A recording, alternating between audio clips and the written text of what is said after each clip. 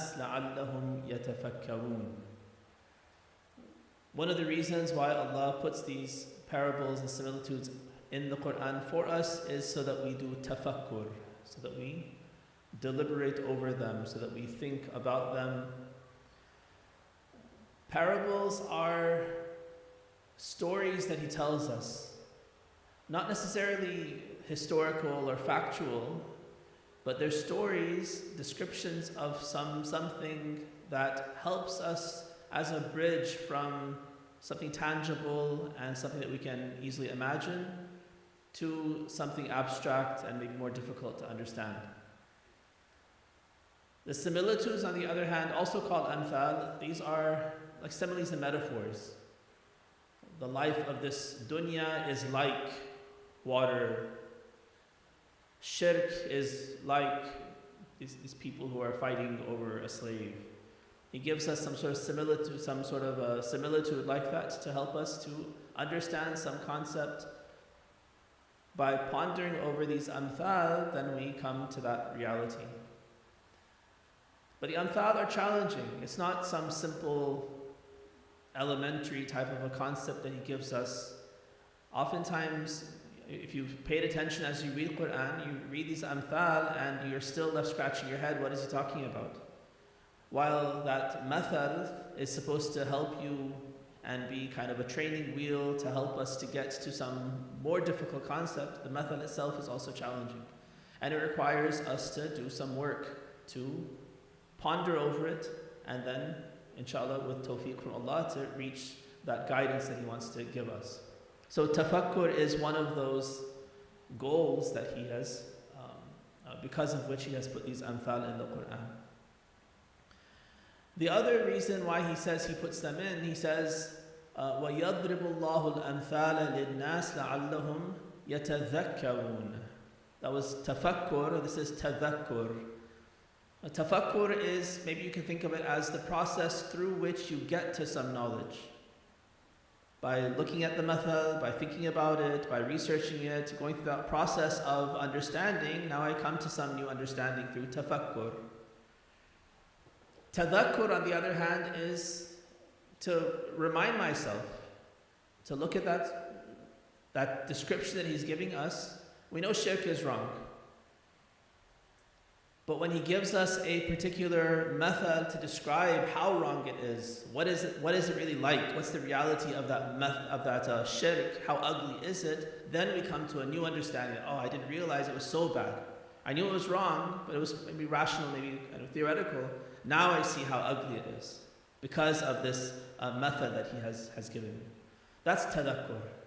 Reminding myself, gaining some remembrance of maybe something I already knew from before, but a new understanding, or it could be just a reminder and some new motivation, some new inspiration to take that more seriously. So these are two reasons why Allah says that He's put these amthal, these similitudes and parables in the Quran. But as I mentioned, it's not easy. And He Himself tells us that He acknowledges that it's not easy. He says in Surah Al-Ankabut, وَتِلْكَ الْأَمْثَالُ نَضْرِبُهَا لِلنَّاسِ وَمَا يَعْقِلُهَا إِلَّا الْعَالِمُونَ. We put these amthal in the Quran for people. Nas, when the Quran talks about nas, it's talking about everyone. Right? It's for everyone's benefit, but there are prerequisites for understanding it, for getting that tafakkur, getting that tadhakkur. If you're going to access the Quran directly, then it takes some prerequisite knowledge, he says. Nobody understands these amthal firsthand, at least, directly from the Quran, unless they have the prerequisite of some knowledge. A knowledge of what? Well, Arabic for one thing. Knowledge of the Quran and the message of the Quran. But then also knowledge of the thing that he's describing. Right? Because if it's a simile or metaphor, I'm saying X is like Y.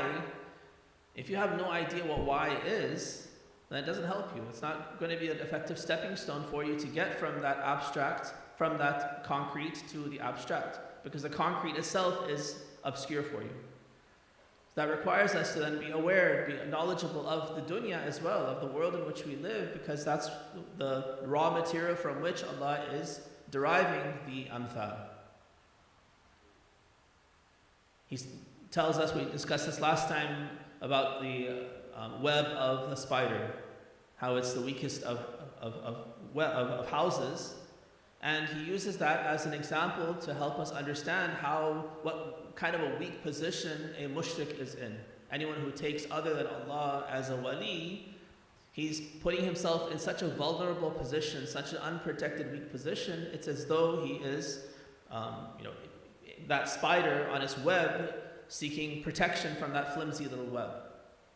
So if you've never seen a spider, if you don't know what a web is like, if you've never experienced a web and how flimsy it is, then what does it mean? So you have to have some knowledge. That's simple knowledge. All of us have experienced a spider in its web. So that's relatively simple. But still making that connection and seeing what is the connection between that example and the thing he's talking about, that's a little bit more challenging. It does take knowledge, it does take effort, some tafakkur to get to the meaning that Allah is trying to convey to us.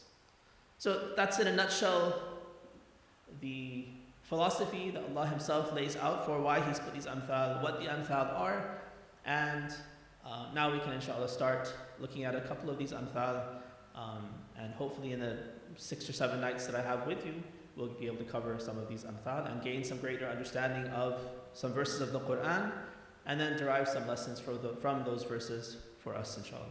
Sallu ala Muhammad wa ali Muhammad.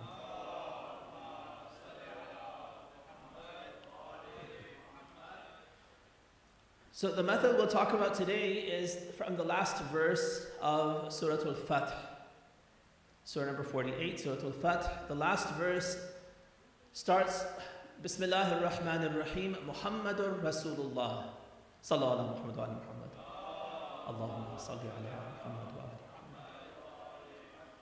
محمد رسول الله والذين معه أشداء على الكفار رحماء بينهم تراهم ركعا سجدا يبتغون فضلا من الله ورضوانا سيماهم في وجوههم من أثر السجود ذلك مثلهم في التوراة ومثلهم في الإنجيل كزرع أخرج شطأه فآزره فاستغلظ فاستوى على سوقه يعجب الزراع ليغيظ بهم الكفار وعد الله الذين آمنوا وعملوا الصالحات منهم مغفرة وأجرا عظيما صلى الله على محمد وعلى محمد.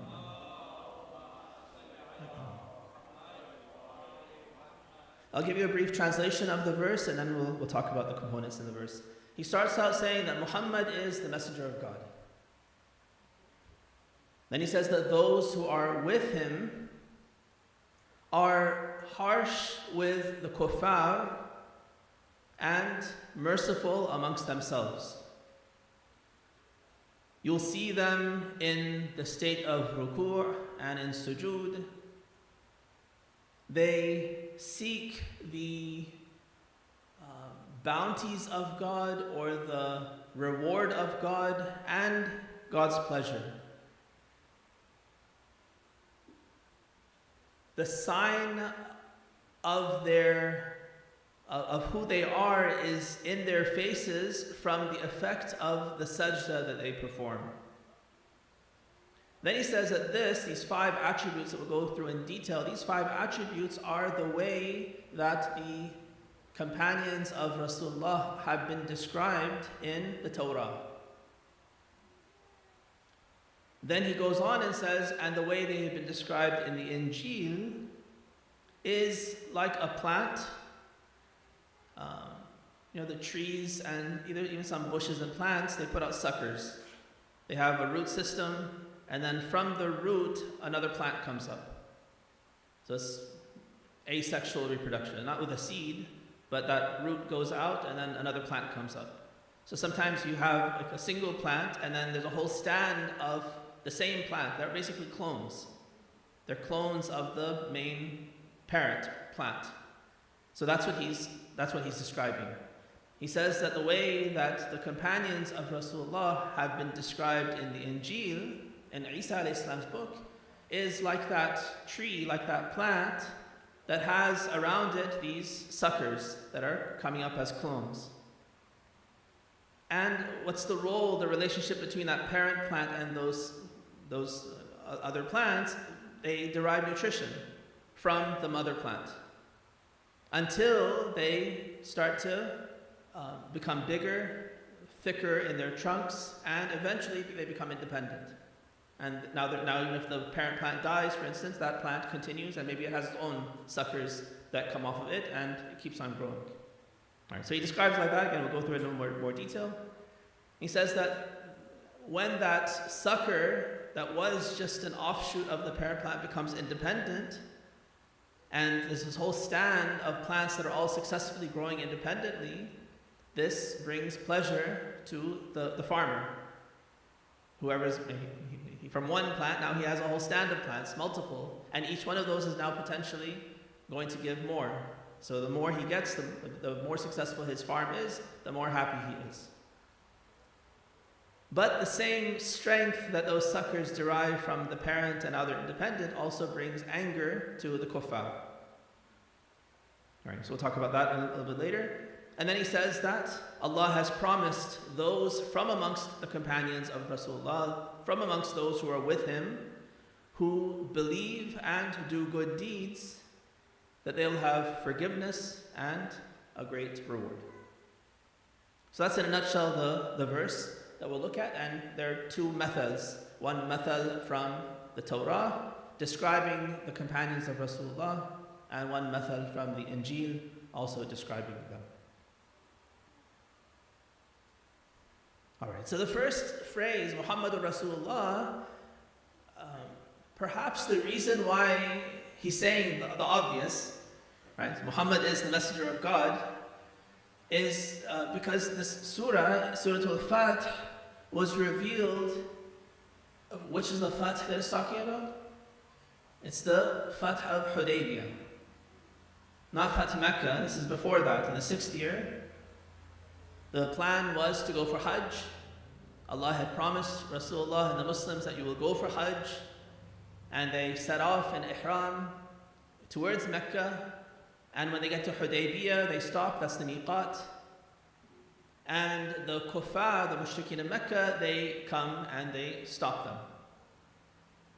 And there are negotiations that take place. One of the reasons why there's this negotiation is because when the mushrikeen encounter the Prophet and the Muslims who are with him, they see such devotion from the Muslims towards Rasulullah that they realize that it's not in their best interest to confront them. Right? The particular story that we're told is that one of the people who was sent from the mushrikeen side, he sees that when Rasulullah is doing wudu, every drop that falls off of his wudu, the companions are racing to try to pick up to get that water for themselves, to get tabarruk from the water of wudu that's coming off the Prophet's hands and his body. And when he sees that they have this kind of devotion towards their Prophet, he goes back to the mushrikeen and says, this is not going to end well for us. If we encounter them, if we confront them with military might now, these people are not going to let us touch a hair on the body of this Prophet without shedding their own blood, shedding all of our blood. It's going to end up in a bloodbath. So he says the best thing is to negotiate, to sue for some sort of treaty, and that's what we should do. So then Suhail ibn Amr comes in and negotiates the treaty with Rasulullah, and the story is more or less familiar to you, I'm sure. One of the things that takes place in the negotiation is that the wording of the treaty, the way it starts, Rasulullah dictates to Amir al-Mu'mineen to write down Bismillahir Rahmanir Rahim, and Suhail ibn Amr objects. He says this isn't a phrase that we know. The phrase that you and I can agree on, that's been there since the Jahiliyyah, well, he doesn't say Jahiliyyah, but since our forefathers' time, is Bismika Allahumma. So start with that, and that's something we can agree on. So Rasulullah says, fine, change it, and so Amir al-Mu'mineen changes that. And the Muslims are up in arms. Why are we giving up the basmala? Why are we giving in to the kuffar? Then the phrasing of the treaty starts, and Rasulullah says, "Right, Muhammad Rasulullah, as you know, my name is negotiating a treaty with Suhail ibn Amr." Suhail says, "If I agree to this, if this is the wording of the treaty, and I sign this, then our whole fight is over. I don't accept you as Rasulullah. Let's speak factually. You are Muhammad ibn Abdullah, and I am Suhail ibn Amr. That's a treaty between the two of us." So Rasulullah tells Amir al-Mu'mineen, change it, take off Rasulullah and put Muhammad ibn Abdullah. Again, Muslims are up in arms. Some in particular are extremely angry. This is a loss for us. We came with a promise from Allah that we're going to do Hajj. We're going back with no Hajj. You're taking off Rasulullah, the most essential attribute of the Prophet. You're taking that off and writing Abdullah instead. This is a loss for us. And instead of Hajj, we have to come back for Umrah next year. We only have 3 days to do the Umrah. All these different things, they saw this as a loss. And for this reason, Allah sends down Surah Al-Fath and begins it saying, "Inna fatahna laka fathan mubina." We have given you a great victory, a clear victory through this treaty. And it was. History tells us that this was a golden opportunity for Islam, for the Prophet's mission, and this opened up doors, brought peace, and gave an incredible opportunity for Islam to spread, and it spread like wildfire during years that the treaty lasted for the full 10 years. The time that it did last, it was a time of barakah. And so, probably for that reason, then Allah in this verse starts by saying, Muhammad Rasulullah. No doubt, of course, Muhammad is the messenger of God. Whether it's written or not written, whatever else you might write, there's no doubt that he is in fact Rasul. So he starts with that obvious phrase, reaffirm this reality that some of the Muslims had become angry at because they thought that the Prophet had compromised his position, raided the Muslim. That Allah says no. Then he says, وَالَّذِينَ مَعَهُ, those who are with him, they have these 5 attributes. The 5 attributes, here again, attributes that the verse is telling us are the description of the companions of Allah in the Torah. We don't have these descriptions any longer in the Torah, but Allah is telling us that 5 descriptions were there in the Torah describing the companions of. Now this phrase and this verse, you're aware that there's this dynamic amongst between the followers of Ahlul Bayt and the followers of the Khulafa. There is a difference of position, a difference of attitude towards the companions of Rasul. And there are elements amongst the Ahlul Sunnah, those who follow the Khulafa, that have an extreme view in regards to companions. Say that for all companions, all those who are with the Prophet are of a special status, are role models for us, are correct in their path, are sources of guidance. There are those amongst the followers of Ahlul Bayt who take an opposite extreme view and malign the Sahaba, malign the companions. We only follow Ahlul Bayt, for instance, and none of the companions have anything good to offer. They're all nafiq or that. Sometimes Shia can have an opposite extreme view towards the companions. So this verse is one of those verses in the Quran that speaks favorably about the companions. And it should be a moderating voice between two extremes, help us to understand some reality about and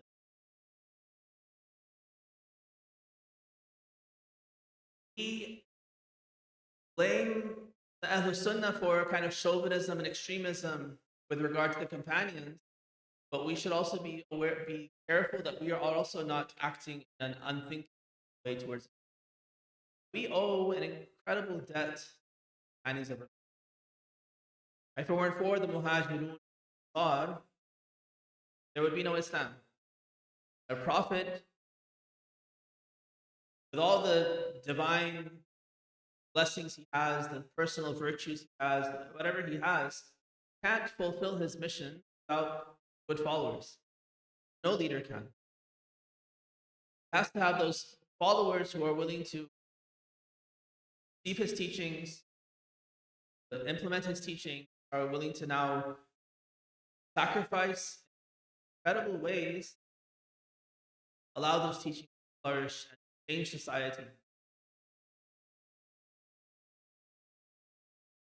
At most, sometimes those extremist Shia will say, fine, we had 3 or 4 companions of Allah that are good, Abu Dhar and Dad and Salman and Ammar and Hudayfa, and there are a few people that stood by Amir al-Mu'mineen through thick and thin after some.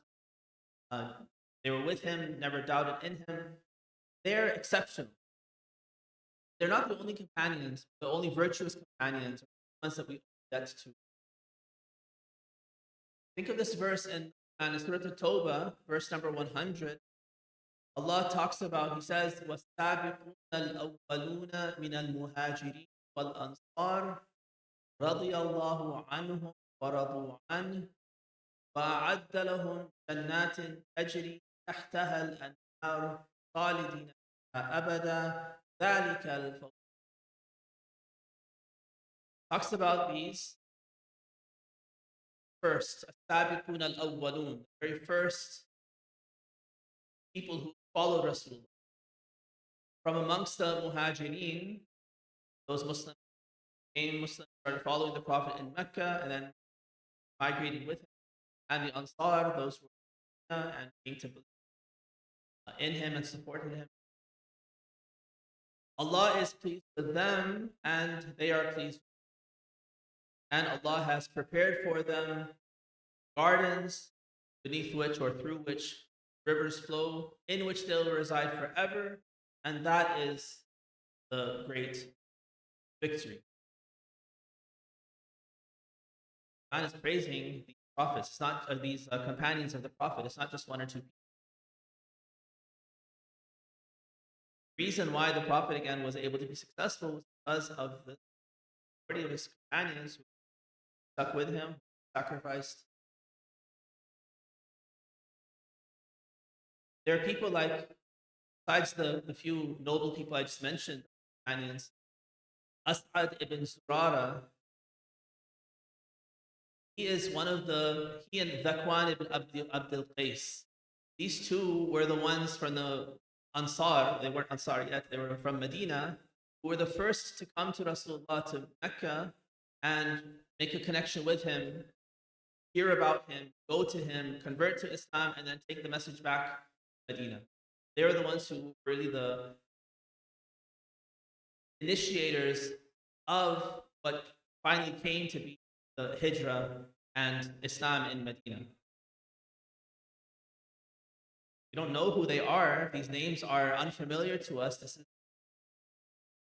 travesty on our part as Shia, that we don't know these kinds of companions. As'ad ibn Zurara, Dhakwan ibn Abdul Qais, very first of the Ansar to support Rasulullah and then facilitate bringing Medina. Mus'ab ibn Umair, Muhajir, really in some ways the first Muhajir. He goes even before Rasulullah. He's sent as al-Muqri to teach the people of Medina Quran. He had good recitation. He was a very noble person, had good character, charisma, and so Rasulullah sends him as al-Muqri. So he works together with As'ad ibn Zurara, Dhakwan, teach people Quran. They established Jumu'ah prayer for the first time, even before Rasulullah. He doesn't ever establish Jumu'ah prayer in Mecca. There's no way for that to happen. But in Medina, it's these people start the Jumu'ah prayer even before the Hijrah of Rasulullah. Sa'd ibn Khaythama, known as Sa'd al-Khayr, he has a very beautiful story. As the Prophet is calling on the Medinans and the Muhajirin to volunteer for Badr, caravan that is returning from Syria laden with goods that are your goods, al-Muhajirun. And he says, who's with me? So Sa'ad ibn Khaythama and his father Khaythama, they argue with each other over who gets to join. Not because each was shirking, but because each was so eager to be part of it that they didn't want to pass up the opportunity. They decide that, well, our family is here. One of us has to stay behind to take care of the young children and the women and so forth, and one of us has to go. Who's going to be the one to go? They draw lots. Sa'ad, the son, says, if it were anything more trivial, then of course I would, and in my devotion to you as my father, I would favor you over myself. I have my sights set on martyrdom in this, and I'm not willing to give that up easily. So finally, they decide to draw lots to see who gets the honor of going and putting their lives on the line. And the son, Sa'ad ibn Khaythama, Sa'ad al-Khayr, he wins. He draws the lot, winning lot. And his father, very disappointed, stays behind. And the Sa'ad ibn Khaythama, he goes to Badr and achieves Shahada. These are just a little sampling of the companions of Allah, وَالَّذِينَ مَعَهُ السَّابِقُونَ الْأَوَّلُونَ مِنَ الْمُهَاجِرِينَ وَالْأَنصَارِ. These are the companions that made it possible for Rasulullah to do what he did and to go an incredible death. There's a dua in Sahih Sajjadiyah. The first four du'as are all, well, the first one's praising Allah. The second and the third and the fourth are calling down Allah's mercy. Salawat, first on the Prophet and his family. That's number 2. The third one is on the angels. And then the fourth one is on the companions. Fourth dua of Sahih Sajjadiyah is first and foremost on calling down salawat on the companions of all the prophets. And then in particular, the companions of Rasulullah until today. And then thirdly, on those who continue to follow the path of the companions from today until the end of time. I'll share a couple of lines with you. Allahumma wa ashabu Muhammadin khassatan, alladhina ahsanu as-sahaba, walladhina ablawu al-bala al-hasan wa nasara wa fi nasrihi wa kana fi. O Allah, and as for the companions of Muhammad specifically, those who did well in companionship, good test in helping him, responded to him when he made them hear his message, his argument, separated from their spouses and children in manifesting his word, fought against fathers and sons in strengthening his prophecy, and through him gained victory. Those who were wrapped in affection for him, hoping for a commerce that comes not to naught in love for him. Those who were left by their clans when they clung to his handhold, and denied by their kinsfolk when they rested in the shadow of his kinship. Forget not, O Allah, what they abandoned for thee and in thee, and make them pleased with thy good pleasure. For the sake of the creatures they drove to thee, while they were with thy messenger, summoners to thee for thee. Their sacrifices, they made it possible for you and me to answer the call of Rasulullah.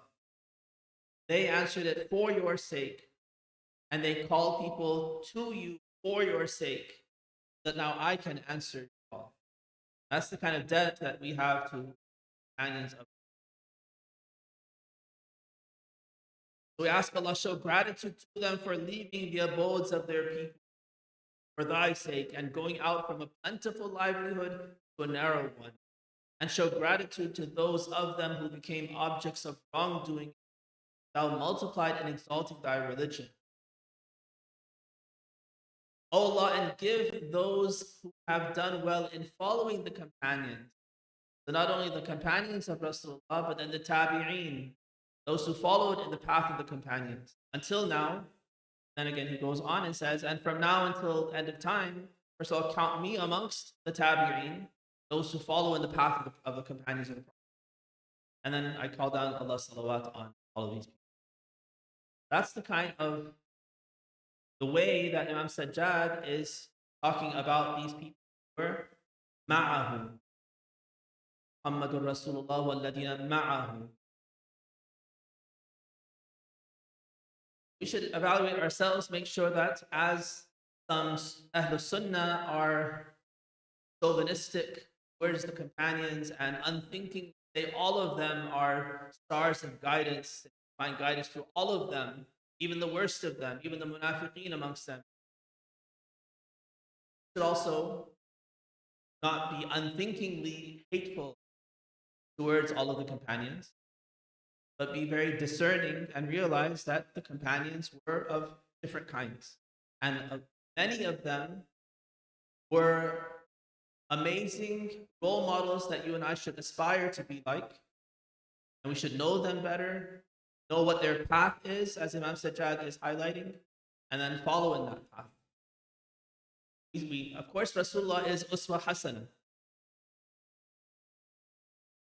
But in reality, you and I cannot aspire to be Rasulullah.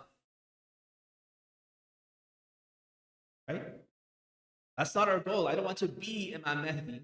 I don't want to be Rasulullah. That's not the goal. I can't have that goal. Now, all of his attributes, yes, I want to try to work towards those attributes that he has that are attributes of perfection. Really, my role model should be the companions of the Prophet. That's what I really should aspire to be. How can I be a companion of Imam al-Hujjah? How can I be like a companion of Rasul? That's an attainable. So if we're going to have that kind of a goal, which is the goal, then we have to change our understanding of who the companions are, learn more about them, and have a wise, discerning, balanced, thoughtful understanding of Muhammad.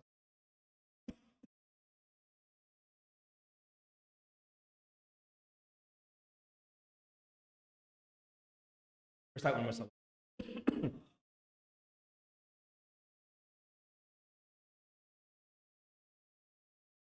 All right. So he talks about a few traits. These are traits, again, that were mentioned in the Surah. He says one of the 5 traits I want to highlight, or that I highlighted for the Banu Israel, is that they are ashiddau ala al-kuffar. The companions of Rasulullah were severe, harsh with kuffar. And then he contrasts it with the second attribute, which is ruhama'u baynahum, that amongst themselves with fellow believers are rahim, merciful, compassionate. This is quite challenging. We tend to focus a lot on Rasulullah as rahmatan lil alameen. And for ourselves, and also when we present Rasulullah to others, it's very comfortable, very easy to present the kindness, the compassion, mercy, gentleness, good character, all those outstanding qualities of Rasulullah. It's very easy for us to learn about them, easy for us to present them and say, this is Rasulullah, has all these outstanding, merciful, kind qualities. That's not the total reality of Rasulullah. He is also, and the companions are being praised for being ashidda'u ala al-kuffar, then Rasulullah is also shadid, also severe. It's also one of his virtues, not a weakness. Sometimes he lost his temper, sometimes he lost his cool and he became angry with people. That's not the case. He was in full control of his emotions. And if he was severe with somebody, if he was angry with somebody, it wasn't like you and I might get angry, had a short temper. It was very thoughtful. It was controlled by his intellect, because that person deserves that treatment. Like Allah, yes, Allah is Rahman and Rahim, Latif, also Shadid al-Iqab, also angry, غضب الله عليهم. Al-Muntaqim, the Avenger. Those are also attributes of Allah. These are also Asma' Husna, also attributes of perfection in Allah. He is Al-Mutakabbir. One of the greatest vices for us is takabbur, pride, arrogance.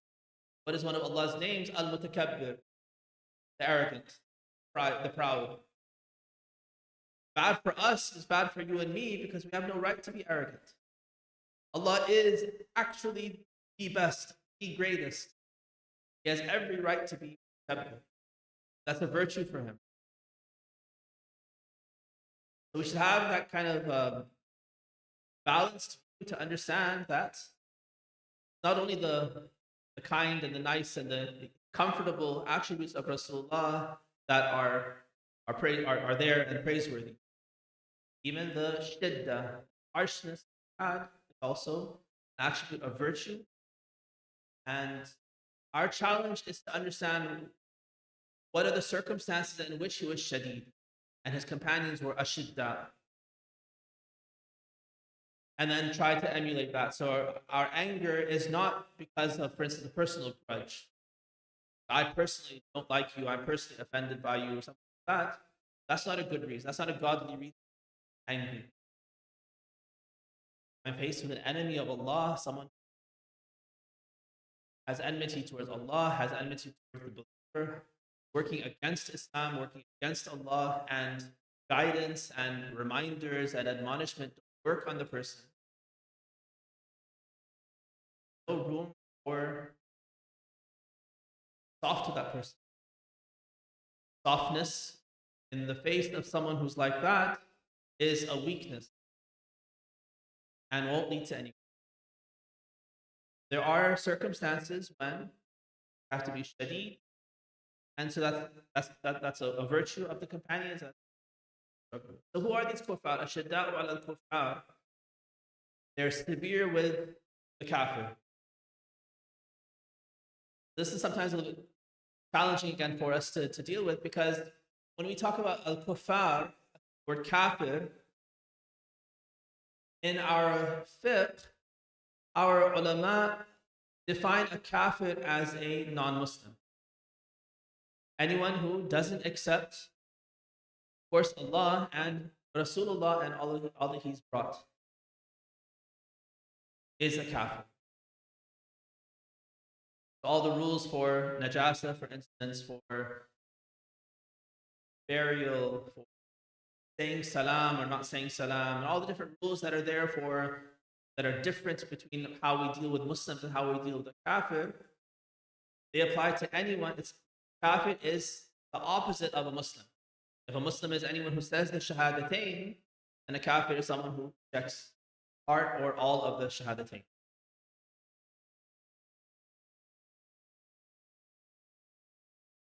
But is it a virtue to be shadid with every kafir? This definition? What about those who are ignorant? Those who don't know any better?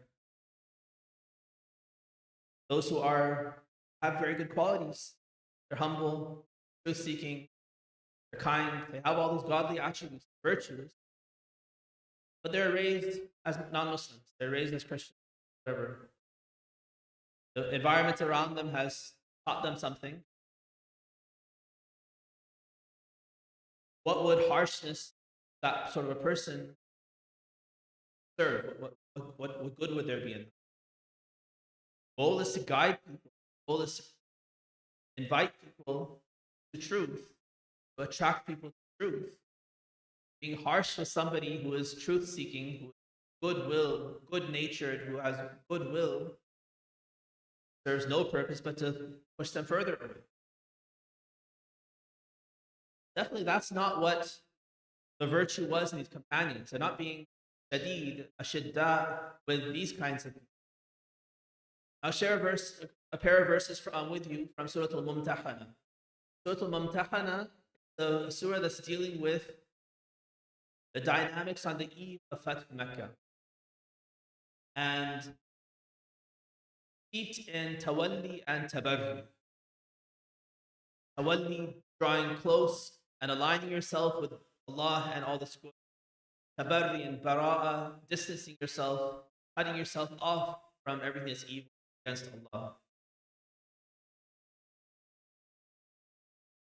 And so Allah praises in the surah Ibrahim alayhi salam and his companions for taking the stand against kuffar of their time, like Azar, for instance, or of the mindset of Azar.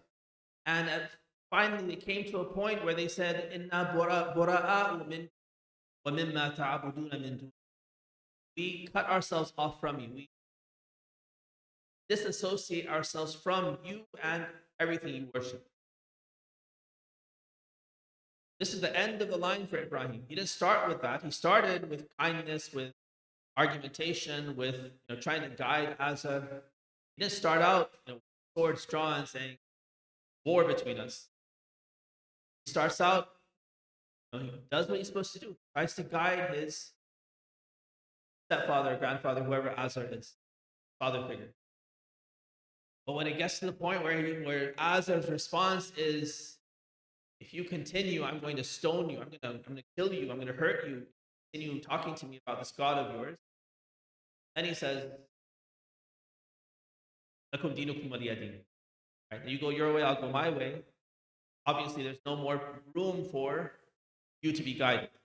فَلَمَّا تَبَيَّنَ لَهُ أَنَّهُ عَدُوٌّ لِلَّهِ تَبَرَّأَ مِنْهُ. At one point, it becomes clear to Ibrahim that Azar is an enemy of God. At that point, then, tabarra. That's when he does bara'a. He says, okay, now there's no more path for us to move together. You have to go your way, I go my way. So the surah is praising Ibrahim for his willingness to do bara'a, to take that stand against even someone who is a rahim of his, family member of his. Qat' rahim, cutting family tie, is a major sin. But there comes a time, or there may come a time, when you have to do that. You have to sever that gangrenous limb to save the rest of the body. You have to cut that tie with even a family member, family tie that's so sacred, but because that person is now so detrimental to you and your safety and your faith, that maintaining the relationship is only going to harm you. And there's nothing that you're able to do to make it okay. Then comes wajib to cut ties. And that's one of the things that Ibrahim is a model for. That he knew when that line had to be drawn, and he drew it. And not only him, but the people around him, followers, they also did. So it's praising that kind of a wisdom and dynamic. And then the idea might come to us that, well, are all kuffar like that? So do I do tabarri of all kuffar? That's what Ibrahim did. Maybe I should do the same. So Allah says, لا ينهاكم الله عن الذين لم يقاتلوكم ولم يخرجوكم من دياركم أن تبروهم وتقسطوا إليهم الله يحب. Allah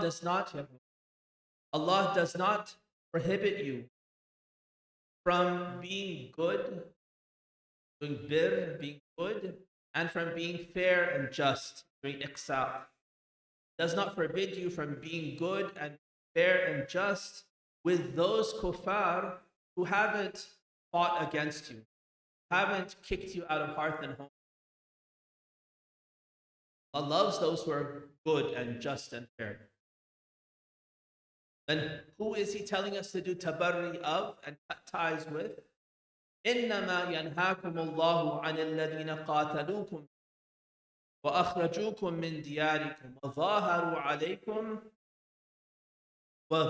على إخراجكم أن تولوهم ومن يتولهم فأولئك هم الظالمون. The people that Allah is telling you, forbidding you from drawing close and doing tawalli with, are those who fought against you, those who kicked you out of hearth and home, those who helped the ones who kicked you out of hearth and home. These direct enemies, these indirect enemies, these are the ones that you're not allowed to become friends with.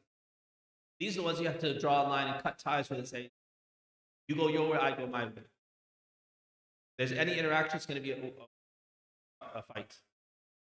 No more room for any sort of kind interaction with this. Right? So he differentiates and distinguishes between different kinds of kafir. So in the Quran, when Allah talks about kuffar, the sawa'un alayhim a'anzartuhum am lam tunzirhum la yu'min. That kind of kafir, that's the same to him, whether you warn him or don't warn him, he's not going to believe. That's the kafir who is stubborn, who is entrenched, who is set in his ways, and there's such a hardness in his heart that truth is irrelevant to him. Even if you effectively and kindly, logically explain truth to that person, it doesn't make a difference. That's the kafir who is an enemy. That's the kafir who is entrenched. That's the kafir with whom the companions of Rasulullah were ashidda al-kufr. Not what we call mustad'afin. The other kinds of kafir, the ones that for the most part we're dealing with, our neighbors, our co-workers, and many of them are misguided, yes. On the wrong path, yes. They're not following Islam. But it's not often willful. It's not, I hate the truth, or I hate God, or those kinds of things. They might want the truth. They're seeking the truth. There's humility, and they try to do good. They value virtue. They might even seek devoted to Islam and envy. I wish I had that kind of devotion. I wish I had that kind of community. I wish I had those kinds of activity. I wish I could raise my kids the way you're raising your kids. They have that admiration for you because of the faith that you have. That's not a staunch enemy. That's a lost soul who's seeking guidance, and it's our responsibility to do what we can to try to help them. By being kind, not by being shadid. By using all of the virtue that we can muster in our interactions with them. At very least, to give them the best face of Islam that we can, to show them what a good Muslim life can be like in our own life. It becomes a source of attraction, and inshallah, Allah will open doors for that person, and you could be one of the gatekeepers for that door. You could be one of those doors through which Allah guides that person. But only if you have that kind of consciousness, that kind of thoughtfulness. So when they're praised as ashidda wal kuffar, hopefully that becomes more clear that it's not every kafir. There are some kinds of kuffar who are those staunch enemies. And when they are enemies of Muslims and of Islam and of God, then interaction with them has to be harsh. And that's a virtue. Anger, fillah, anger for the sake of God, virtue. It's not a weakness. It's not that we're supposed to always be loving and kind and merciful with everyone, even that arrogant, staunch kind of a person. Recite with salawat.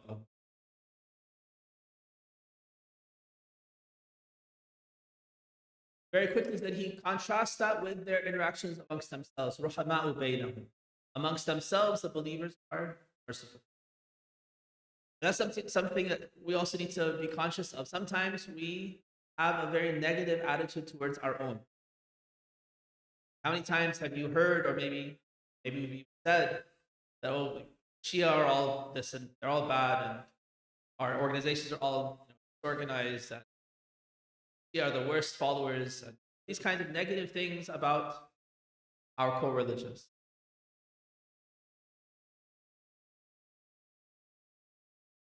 Yes, being constructively self-critical, constructively, or the operative word, is good.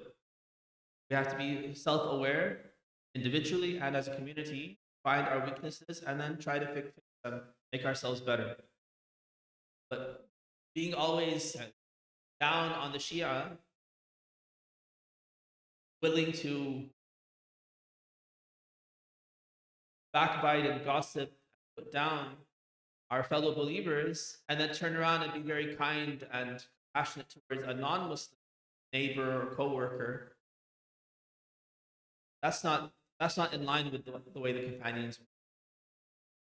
Shidda'u ala al-kuffar, good and just with innocent non-Muslims, then compassionate towards their own, for the fellow believer.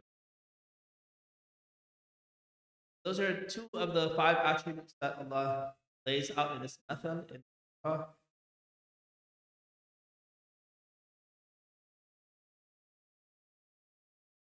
We're here not only to benefit from the guidance of the Quran, but to commemorate the tragedy of Imam Hussein.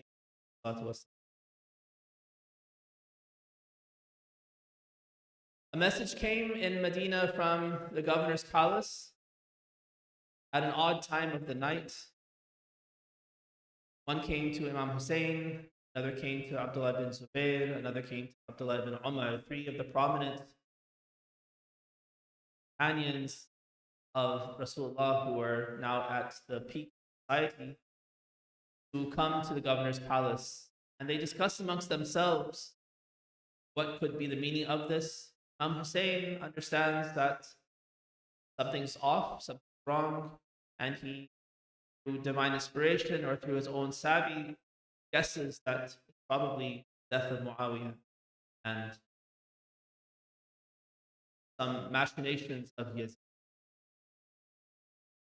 The other 2 flee, but Imam Hussein goes to the palace to answer the call, but not without due diligence. Calls on his family members. Some reports say that 19 members of his family, 30 members of his family, joined him fully armed and escort him to the governor's palace. And he tells them that we're going in to discuss, and if you hear that we raise our voices inside, then come in. When he enters, Walid ibn Utbah, the governor of Medina, the son of Abu Sufyan, is the son of, Walid ibn Utbah ibn Abi Sufyan, the grandson of Abu Sufyan, is the governor there, and he is accompanied, unfortunately, by Marwan.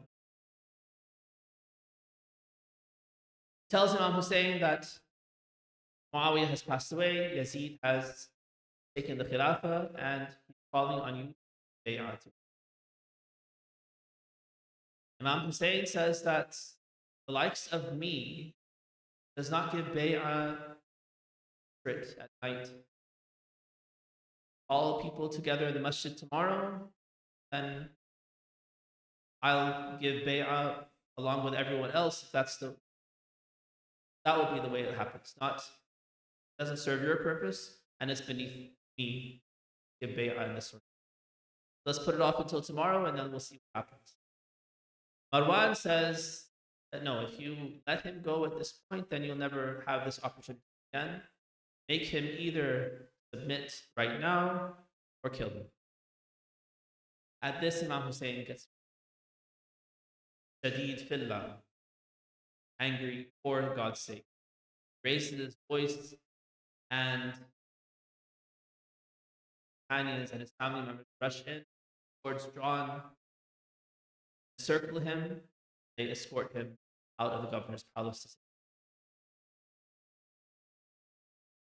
That night's a difficult night. He spends his night in ibadah near the grave of his grandfather. And he spends the night in prayer and recitation of dua and then recitation of Quran. And we're told that towards the end of the night, he falls asleep and sees a vision of his grandfather Rasul. And he complains to him that this ummah that you have left me in charge of have abandoned me. They haven't honored your legacy in me. The Prophet says that I am in the company of your father, Ali ibn Abi Talib, your mother, your brother, Hassan al-Mujtaba, and they're all longing for your company. Imam Hussein in tears says, grandfather, I love to be in their company. Take me now. Allah says that's not your time yet. Allah has reserved for you a place in paradise you cannot achieve, will not achieve, unless you follow this path that is set before you, unless you achieve martyrdom. It says that I can see you now on the plain, drenched in your own blood, covered in the sand, dying thirsty at the hands of people. Imagine that they are my followers, that they are Muslims, and they expect that they will receive the intercession of me on the day of judgment. May Allah's curse and damnation, all of them, they have killed my son and my shafa'ah. Assalamu alayka ya Aba Abdullah وعلى الأرواح التي حلت بفنائك عليك مني سلام الله أبدا ما بقيت وبقي الليل والنهار ولا جعله الله آخر العهد مني زيارتكم السلام على الحسين وعلى علي بن الحسين وعلى أولاد الحسين وعلى أصحاب الحسين. Allah, we ask you to shower your mercy and blessings on Muhammad and the family of Muhammad. Allah, accept our commemoration of Imam Hussein. Help us to learn from his example. Open our hearts to the guidance of the Quran. Accept our devotions to Imam Hussein. Let us be his companion, the companion of his hujjah and avenger of his death. وآخر دعوانا الحمد لله.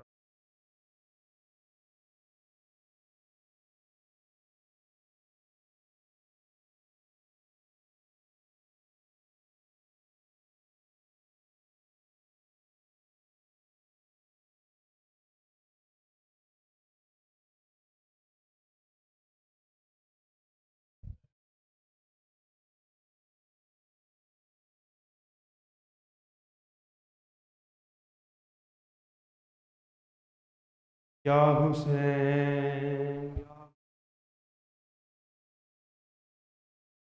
Ya Hussein, Ya Hussein, Ya Hussein, Ya Hussein, Ya Hussein, Ya Hussein, Ya Hussein. हुर्या रहा है अकेले सीने से लगा हुर्या रहा है अकबर सीने से लगा हुर्या रहा है अकबर सीने से लगा हुर्या रहा है अकबर सीने से लगा मेहमान को हमारे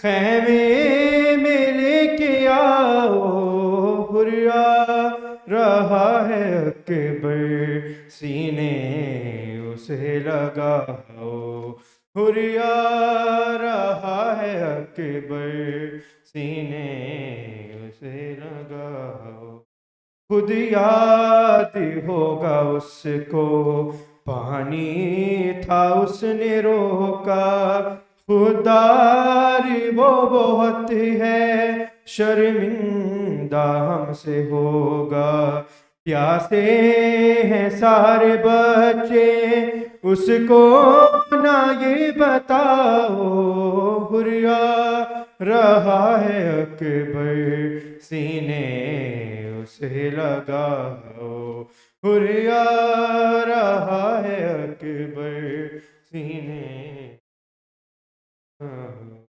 دیکھو وہ چل رہا ہے میدان میں لڑکھڑا کر، گرنے سے پہلے اکبر اس کو سنبھالو جا کر، اے میرے شاہزادے جلدی قدم بڑھاؤ، ہریا رہا ہے اکبر سینے اسے لگاؤ، ہریا رہا ہے اکبر سینے سے لگاؤ، عباس اپنے دل سے ہر بات صاف کر دو، ماں فاطمہ کے صدقے حر کو معاف کر دو، جا کر علم کے اس کو سائے میں لے کے آؤ،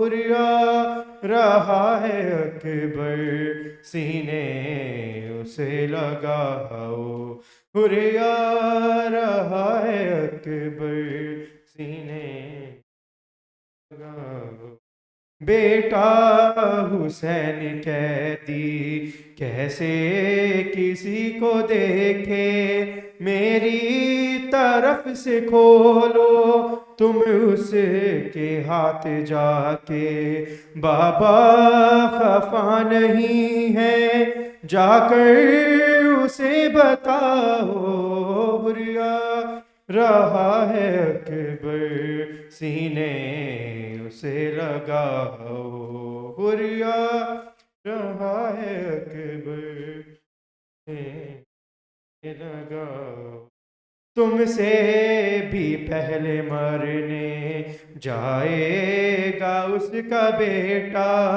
جی بھر کے دیکھ لے وہ اپنے پسر کا چہرہ، کم بات رہ گیا ہے جا کر اسے بتاؤ، ہریا رہا ہے اکبر سینے اسے لگاؤ، ہریا رہا ہے اکبر سینے اسے لگاؤ، یا حسین یا حسین یا حسین،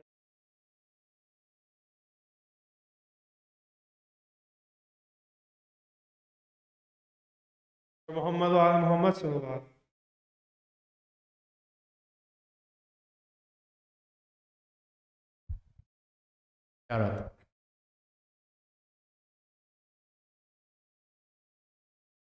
اللهم أنت السلام ومنك السلام ولك السلام وإليك يعود السلام، سبحان ربك رب العزة عما يصفون وسلام على المرسلين والحمد لله رب العالمين.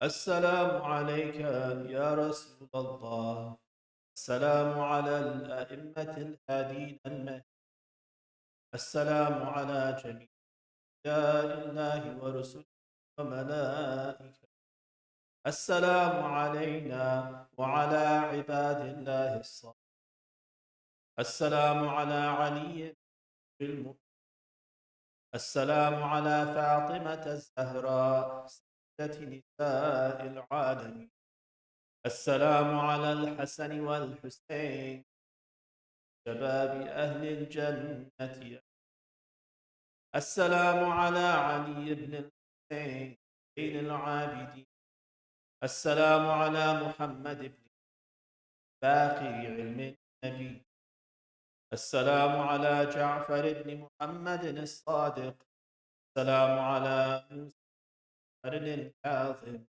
السلام على علي بن موسى الرضا، السلام على محمد بن علي الجواد، السلام على علي بن محمد الهادي، السلام على الحسن بن علي الزكي، السلام على الحجة بن الحسن القائم عجل الله تعالى فرجه، سهل مخرجه، جعلنا من أعوانه وأنصاره والمستشهد.